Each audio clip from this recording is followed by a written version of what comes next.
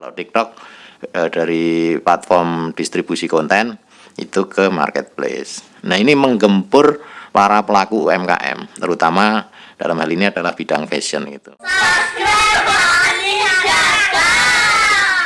Ya, halo, assalamualaikum teman-teman Wani Dagang. Jumpa lagi dengan saya Indi, penghuni channel Wani Dagang. Apa kabar teman-teman semua? Semoga teman-teman dalam keadaan sehat selalu. Amin amin ya robbal alamin. Oke teman-teman, pada kesempatan kali ini saya akan sharing lagi teman-teman. Ya, ngomong apa aja yang penting memberikan manfaat bagi para pemirsa semuanya.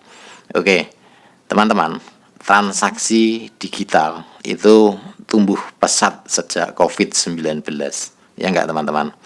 Nah, pertumbuhannya sangat signifikan dan ini diprediksi akan bertumbuh terus di tahun-tahun ke depan teman-teman.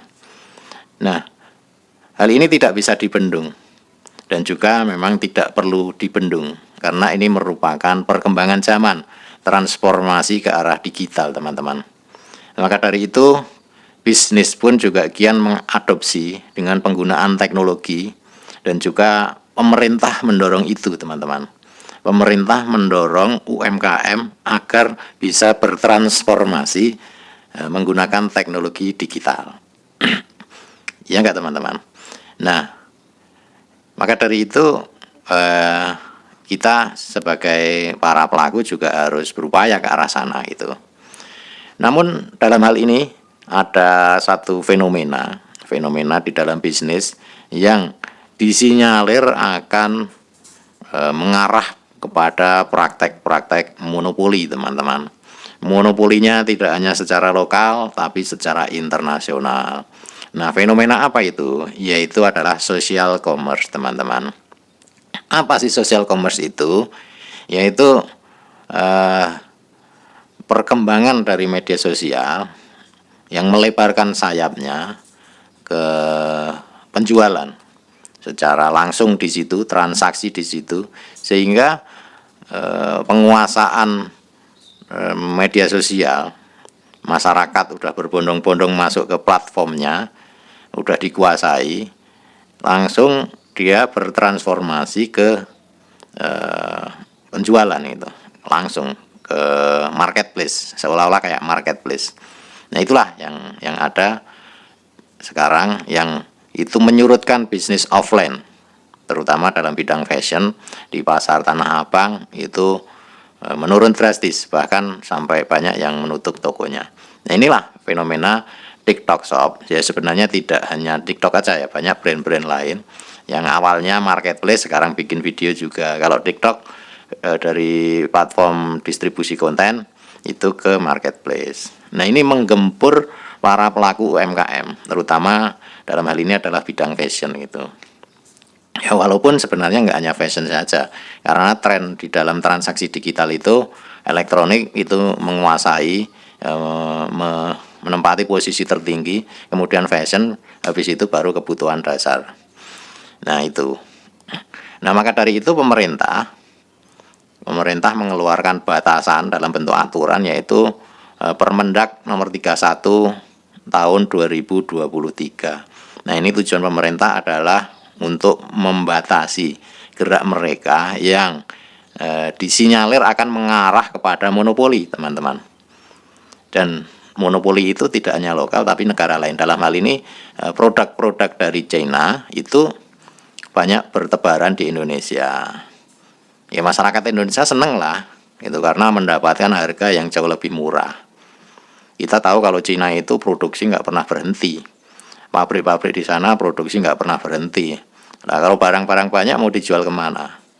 Ya, akhirnya dijual ke mana-mana gitu, ke seluruh dunia, termasuk Indonesia menjadi sasaran empuk dari penjualan produk-produk Cina teman-teman. Dan juga di Cina juga sistem industri di sana sudah mampu dengan sistem klaster. Katakanlah misalkan membuat boneka saja, mereka yang buat boneka membuat tubuh bonekanya sendiri, pakaian bonekanya sendiri, rambut bonekanya sendiri, dan itu berdekatan, kemudian menghasilkan produk yang efektif dan efisien, bisa dijual murah.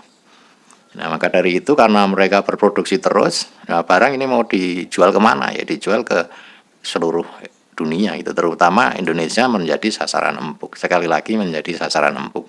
Karena penduduknya banyak dan juga akses ekspor mereka ke Indonesia juga mudah itu. Maka dari itu langkah pemerintah untuk membatasi itu perlu kita apresiasi.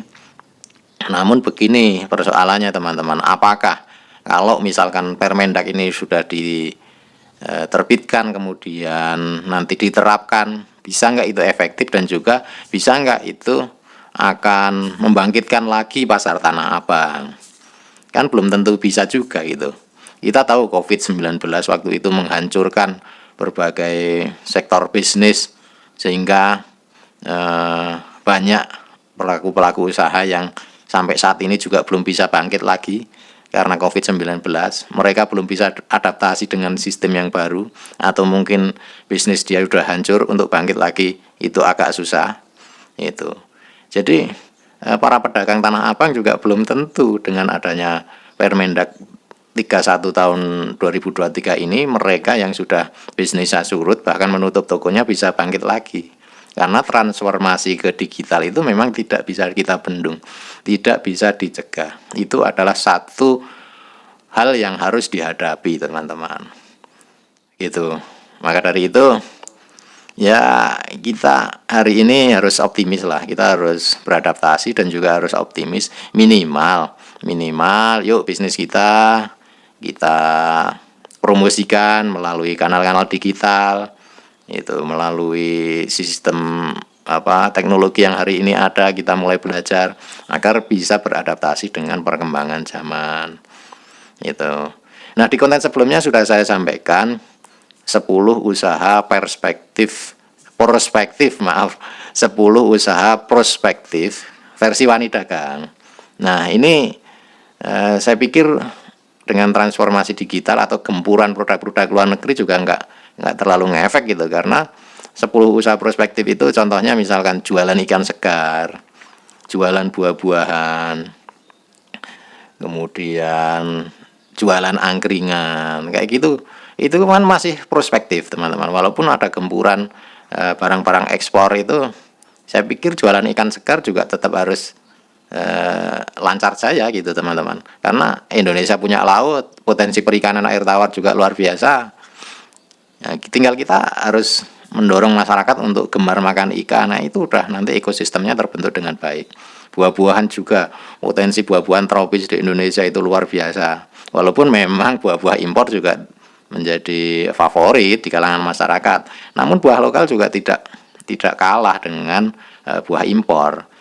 Salak Pondoh Sleman misalkan, mangga Indramayu, apel Malang. Nah, itu harus kita dorong untuk dikonsumsi oleh masyarakat. Dan juga kalau kita bandingkan misalkan apel Malang dengan apel impor, itu kan secara gizi juga lebih bermutu apel Malang, cuman memang rasanya memang beda teman-teman.